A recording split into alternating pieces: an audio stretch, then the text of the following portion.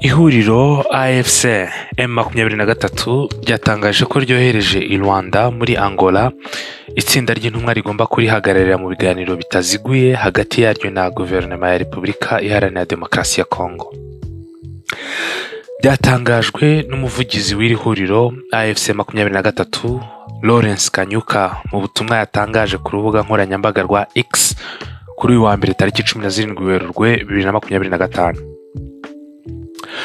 Muri ubu butumwa Lawrence Kanyuka atangira agira ati l'Alliance Fleuve du Congo AFC M23 iramenyesha ko kuri uyu wa mbere tariki 17 Werurwe 2025 yohereje itsinda ry'abantu batanu i Rwanda mu murwa mukuru wa Angola kwitabira ibiganiro bitaziguye byasabwe n'ubuyobozi bwa Angola.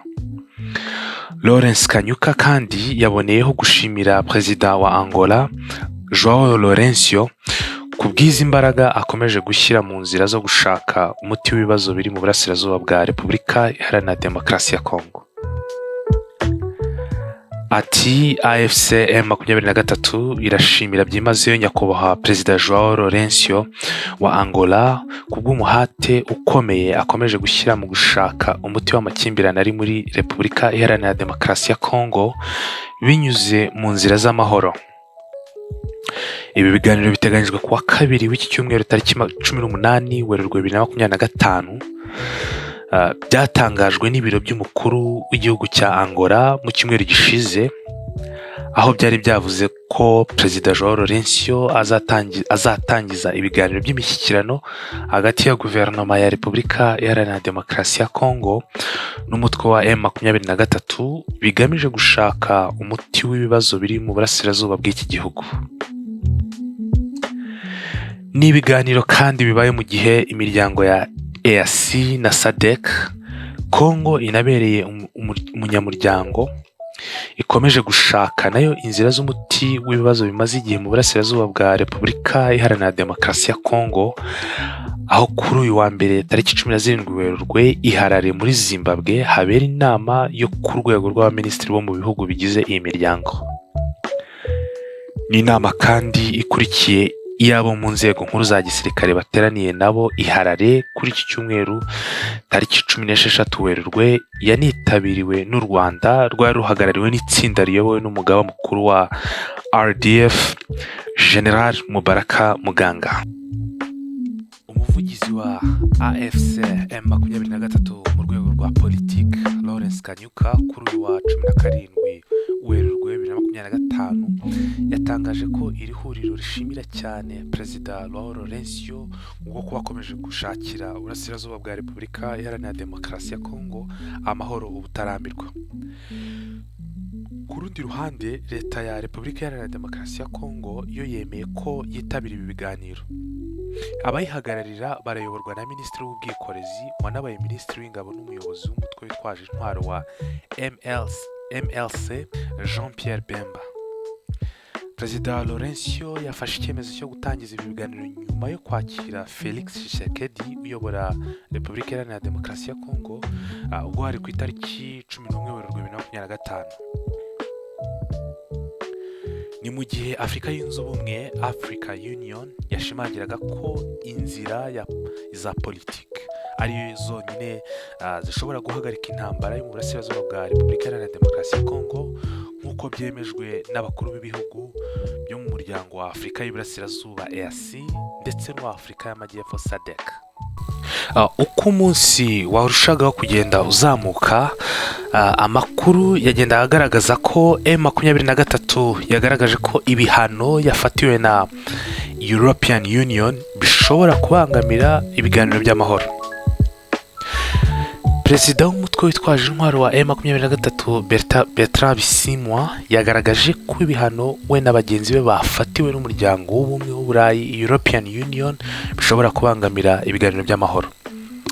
Kuri uyu wa 17 Werurwe 2025 European Union yafatiye ibihano Bertrand Bisimwa, Bahati Erasto Musanga uyobora intara ya Kivu y'Amajyaruguru, Colonel Nzenze Imani John, Jean Bosco Nzabonimpa Mupenzi ushinzwe imari muri M23 na Desire Rukomera ushinzwe ubukangurambaga.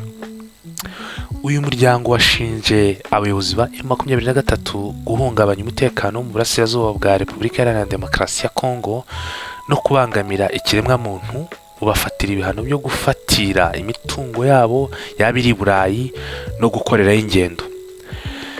Bisimwa yabajije niba abirengagiza ibibazo bya M23 bagashaka inyungu zabo bazi ingaruka ibi bihano bigira ku biganiro by'amahoro byo muri Repubulika Iharanira Demokarasi ya Kongo bitewe no kubogama.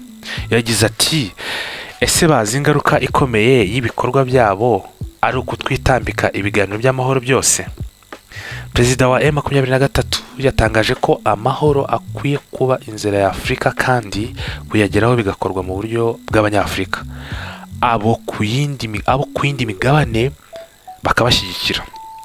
Abayobozi ba M23 bafatiwe ibihano mbere y'uko uyu mutwe utangira ibiganiro by'amahoro na leta ya Repubulika Iharanira Demokarasi ya Kongo kuri uyu wa 18 Werurwe i Rwanda muri Angola. Nubwo uyu mutwe wa M23 AFC wari wemeye kwitabira ibiganiro, ariko umutwe wa M23 AFC wahagaritse kujya mu biganiro na leta ya Kongo. Byaje kurangira umutwe wa M23 wisubiriye ku bijyanye no kwitabira ibiganiro. Umutwe wa M23 AFC wari watangaje urutonde rw'abazajya muri Angola, wahinduye icyemezo cyo kwitabira ibiganiro byo muri Angola. M23 AFC mu itangazo yashyize hanze igaragaza ko ihagaritse kwitabira ibiganiro byari kwihuza n'intumwa za leta ya Kongo i Rwanda muri Angola kubera impamvu zitandukanye zirimo ibihano byafashwe n'ubumwe bw'Uburayi ku bayobozi batandukanye bawo. Ibi biganiro kandi byagombaga kuba kuri wa kabiri tariki 18 Werurwe 2025. Umutwe wa M23 AFC yavuze ko iki cyemezo igifashe bitewe n'ibihano byafatiwe abayobozi bayo, igashinja amahanga gushaka kuburizamo umugambi w'amahoro muri Kongo binyuze mu guhungabanya inzira y'ibiganiro. Itangazo rivuga ko ibihano byafatiwe abayobozi barimo abari bagenewe kujya guhagararira M23 AFC i Rwanda ari uguhungabanya ibiganiro no kubibuza kubaho. Imyitwarire nk'iyi M23 AFC ivuga ko idasobanutse, idahwitse kandi itera urujijo, ngo ikaba igamije gushyigikira Perezida Felix Tshisekedi wahisemo intambara. M23 AFC kandi yashinje ingabo za leta nabo bakorana kurasa ibitero mu duce igenzura turimo abaturage, hakaba hakoreshejwe indege z'intambara na drone. Cyakora itangazo ntirivuga ko byabereye naho byahitanye. Kubw'ibyo ngo M23 AFC irasaba ibiganiro bidashoboka, bityo ibyari biteganyijwe i Rwanda ntishobora kubijyamo. Abo M23 AFC yari yahaye mission yo kujya mu biganiro bigaragara ko bari kumara iminsi ine muri Angola. Abo bakaba barimo Benjamin Mbonimpa wari kuba ayoboye abandi, ubusanzwe n'umunyamabanga mukuru wa AFC 23.